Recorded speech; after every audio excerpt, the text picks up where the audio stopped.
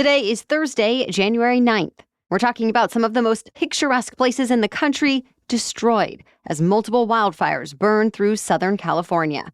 And the biggest storm in years set to affect the southern U.S. and beyond. Also, President Biden's What-Ifs, the outgoing commander-in-chief, reflects on what could have been during his final days in the White House. Plus, controversial new research about fluoride. Some of the most talked about new tech unveiled this week, and what the trends are showing about the Dry January Challenge. Those stories and even more news to know next. Welcome to The Newsworthy. All the day's news in around 10 minutes. Fast, fair, fun, and on the go. I'm Erica Mandy. Thanks so much for being here. You ready? Let's do this. Well, just one of the wildfires burning is said to be the most destructive in Los Angeles history. And there are now multiple fires burning in and around LA. Most are still out of control. At least 5 people have died and thousands of homes and businesses have burned. We're talking about entire neighborhoods gone. More than 130,000 people have been ordered to evacuate, and hundreds of thousands have lost power. Thousands of firefighters are battling these flames, but they're up against extreme winds and extremely dry vegetation, and red flag warnings are still in effect today. Firefighters say besides the weather, they're struggling without enough crews or resources. And in some higher elevations, they found hydrants ran out of water because of the unprecedented strain on the system. President Biden says he's directed federal resources to the fire zone, including 10 Navy helicopters with water buckets. Firefighters from all over the West Coast are also headed to Los Angeles to help. Meanwhile, thousands of people who've been able to evacuate don't know what they'll be coming back to, if anything. Several local landmarks have burned. Other cultural institutions are still in danger. Many celebrities have also lost their homes, including Billy Crystal, Paris Hilton, Mandy Moore, Eugene Levy, John Goodman, James Woods, and others. Studios canceled production on several TV series. Also, movie premieres have been canceled, and the Critics' Choice Awards, originally scheduled for this weekend, got postponed. Of course, many of those impacted are not celebrities and have lost all of their belongings. So if you'd like to help victims of these fires, we posted a link in today's episode notes on our website with recommended places to donate. From Texas to Tennessee, southern states are in the path of their first major winter storm in years. Among the cities that could get the most snow starting today include Dallas, Texas, Little Rock, Arkansas, Memphis and Nashville, Tennessee, and more. But the biggest threat for much of the South may be the ice, and driving could be treacherous. In Texas, there's also a fear of power outages since the state's power grid failed during the last unusually cold storm in 2021. But this time, Texas Governor Greg Abbott says he's confident things will hold up. By the weekend, the winter storm will move into the mid-Atlantic and the Northeast, and cold weather will stick around into next week from Texas into New England.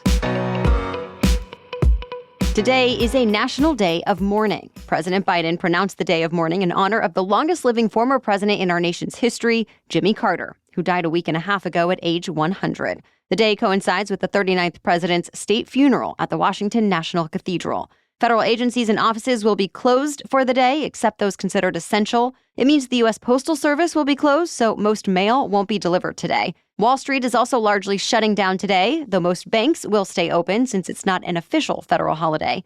Biden has also ordered flags be flown at half-staff for 30 days since Carter died. Carter's state funeral is not open to the public, but you can watch the cathedral's live stream on YouTube starting at 10 a.m. Eastern, so we'll include a link in today's episode notes. President Biden gave a rare exit interview this week, reflecting on the election and the legacy he's leaving behind. He spoke to USA Today, which was actually the first time he has ever given an interview to a major mainstream newspaper since becoming president. And for the first time since President-elect Trump's victory, Biden said publicly he still believes he could have won if he had stayed in the race. Then he revealed something else he rarely admits to, that he's not sure if he'd actually have the vitality to serve another 4 years. That's exactly the point many Democrats raised when Biden was still running for re-election, and polls showed him falling behind Trump during the campaign. Now that the election is over, Biden also told USA Today about his conversations with President-elect Trump. Biden said he told Trump not to go after his personal rivals while in office, but that Trump didn't say much in response. And because of that, Biden is still considering preemptive pardons to protect some of Trump's perceived enemies, like former Congresswoman Liz Cheney and Dr. Anthony Fauci. So far, no response from President-elect Trump. At the end of the day, Biden also expressed optimism about his legacy. He said he hopes history shows that, quote, "I did it with honesty and integrity, and I said what was on my mind." President Biden squeezed in another presidential first before exiting the White House. Yesterday, he became the first sitting president to become a great-grandfather while in office. His granddaughter, Naomi, gave birth to a healthy 10-pound, 4-ounce baby boy. This also means Hunter Biden is now a grandfather. President Biden, Hunter Biden, and First Lady Jill Biden all stopped by the hospital to visit the newborn yesterday and celebrate the newest addition to the family. More news still coming up, but first, thanks to our sponsor, Quince. It's the start of a new year, a great time to put yourself first. So why not treat yourself a little? With Quince, you can treat yourself to everyday luxury at an affordable price. Been intrigued by the washable silk tank I've talked about from Quince? Try their washable silk skirts. Or if you're like much of the country right now and you have cold temperatures, maybe even snow, you can get a boost away from those winter blues with a Mongolian cashmere sweater, which starts at just $50. Quince has everything from everyday essentials to Italian leather handbags and more. And whatever you're looking for, all Quince items are priced 50 to 80% less than similar brands. They're able to do that by partnering directly with top factories and cutting out the cost of the middleman, passing the savings on to you. Quince only works with factories that use safe, ethical, and responsible manufacturing practices. So treat yourself this winter without the luxury price tag. Go to quince.com/newsworthy for 365-day returns plus free shipping on your order. That's QUINCE, quince.com/newsworthy to get free shipping and 365-day returns. Quince.com/newsworthy. Now back to the news. It's another milestone for the Affordable Care Act, or ACA. So far, during the 2025 open enrollment period, 24 million Americans have signed up for a so-called Obamacare exchange plan. And that's a record high, with still a week to go for open enrollment signups. And it's not the first record that's been hit the last few years. In fact, the White House says enrollment has nearly doubled since President Biden took office. Biden says a lot of the credit goes to enhanced subsidies passed in 2021 and then extended through the end of this year. Though at this point, it's not clear if Congress will extend those subsidies, make them permanent, or let them expire. The Congressional Budget Office has given pros and cons. It says if lawmakers do not act, the uninsurance rate will rise by an average of nearly 4 million people between 2026 and 2034. But if lawmakers do make enhanced subsidies permanent, it would cost U.S. taxpayers $335 billion over 10 years. No matter what, though, nothing is set to change for this year, and a variety of plans are still available to choose from. There's a new report out that once again raises questions about the safety of fluoride in drinking water. Though heads up, it's highly controversial. It was a rigorous 9-year review of 74 other studies, and it found the more fluoride a child is exposed to, the lower he or she tends to score on intelligence tests. But it's actually not that clear-cut. All the 74 studies that were analyzed were done outside of the U.S., and in many other countries, fluoride levels in water are much higher than they are here. So far, no American studies have flagged any measurable decreases in children's brain development since fluoride was first added to the public water supplies. Still, the latest research was published by the American Medical Association this week, and the subject is so divisive that the group actually commissioned 2 editorials with opposing viewpoints to publish alongside it. One points out issues with the quality of the research. The second says the very potential for harm outweighs the good. Major public health groups like the CDC, American Academy of Pediatrics, and American Dental Association still support fluoridated water. Experts say it's necessary since tooth decay is still the most common chronic disease affecting American children. On the other side, there are public health experts who say the links between fluoride and IQ are consistent enough that at least pregnant women should drink fluoride-free water. This is actually a big issue for President-elect Trump's choice to lead the Department of Health and Human Services. Robert F. Kennedy Jr. has said one of the first acts of the Trump administration will be to advise water systems to remove fluoride.